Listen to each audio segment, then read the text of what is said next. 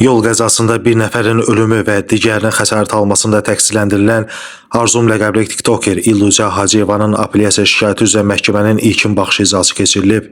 Unikalın verdiyi məlumata görə Bakı Apellyasiya Məhkəməsinin hakimi Elnur Nuriyevin sədrliyi keçirilən prosesdə şahidlər dindirilib. Əvvəlcə zərər çəkmiş şəxsin vəkili tərkibə etiraz edib. Vəkil buna səbəb kimi apellyasiya şikayətinin müddəti bitməmiş, hazırlıq icrasının keçirilməsi və təqsirləndirilən şəxs barədə ev dustaqlığı qərarının qəbul edilməsini göstərib. Məhkəmə qısa müşavirədən sonra etirazı təmin etməyib. Zərər çəkmiş şəxsin hüquqi varisi mərhum Amalın anası şikayətçi olduğunu və təqsirləndirilən şəxsin anasının barışıqlar üçün danışıqlara gəldiyini bildirib. Daha sonra dövlət ittihamçısı Tural Qəhrəmanov ittiham aktını elan edib. Təqsirləndirilən şəxs İllüzya Hacıyeva ona qarşı elan edilmiş ittihamla özünü təqsir bilməyib və məhkəmədə ilk dəfə ifadə verib. İyun ayında qızım Naibə ilə Bakıya 12 günlük səfərə gəlmişdim. Hadisə günü dənizkənarı ailəvi istirahət mərkəzlərinin birində qızım və Müjgan adlı tanışımla istirahət edirdik. Axşam saatlarında bağa geri qaydırdıq. Çünki bir ay öncə Almaniyaya gediş-gəliş biletimi almışdım. Bağa çatmağıma az qalmışdı ki, mərhum arxamdan sürətlə bir ötmə əməliyyatı etdi və qarşıdakı daş hasara çırpılıb bir neçə dəfə aşdı. Bu hadisənin şokunu yaşadım və tanışım Müjgana bildirdim ki, dərhal qarşı tərəf üçün təcili yardım çağırsın. Mənim panik atakım olduğu üçün özümdən getdim. Məni xəstəxanaya apardılar, ilkin tibbi yardımdan sonra bağa gedib əşyaları toplayıb hava limanına getdik. Avtomobili isə hadisə yerindən xəstəxanaya, bağa, ardınca da aeroporta hadisə yerində olan vətəndaşlardan biri idarə edib. Mən hadisədən sonra 2 dəfə müstəntiq tərəfindən Azərbaycana çağırılmışam. Hadisədən sonra qarşı tərəfdən dəfələrlə hədi-qorxu mesajları almışam.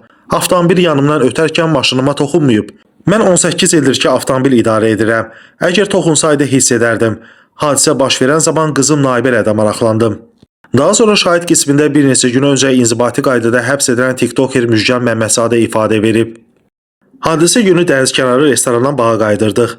Mən də maşında arxada oturmuşdum. Həmin zaman TikTokda canlı yayım açmışdım. Qəflətən arxadan sürətlə gələn maşın yanımızdan ötüb daş hasara çırpıldı və 3 dəfə aşdığının şahidi oldum. Bizim maşına toxunmamışdı. Təcili yardıma zəng etdim və Arzumun səhhəti pisləşdiyindən ona su tapıb verdim. Daha sonra Arzumu xəstəxanaya apardıq. Orada ona tibbi yardım göstərdilər və əşyaları toplamaq üçün bağa getdik. Sonra isə hava limanına getdik. Məhkəmədə təqsirləndirilən şəxsin vəkili Hikmət Əliyev hadisə yerində olan əlavə 2 şahidin məhkəmədə dindirilməsi ilə bağlı vəsadət verib. Məhkəmə qısa müşavirədən sonra vəsadəti təmin edərək həmin 2 şahidi dindirib. Şahid qismində ifadə verən Hüseyn Əliyev bildirib ki, həmin ərazidə onun ticarət mərkəzi var və tanışı ilə orada söhbət edən zaman qəza səsini eşidib. Dərhal qəza baş verən yerə getdik. 102 xidmətinə məlumat verdim. İllüzya Hacıyevanın vəziyyəti çox pis idi. Rəhmətlik Amal bəy isə çoxlu qan itirmişdi.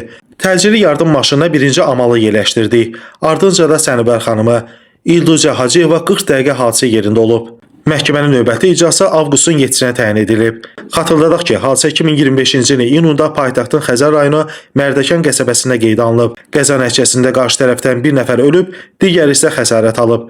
Arzum ləqəbli tiktokerə qarşı Cinayət Məcəlləsinin 263.2, yəni yol hərəkəti və ya nəqliyyat vasitəsinin istismarı qaydalarının pozulması ölümlə nəticələndikdə və 264-cü, yəni yol nəqliyyat hadisəsi yerindən qaçma maddələrlə ittihamlara sürülüb.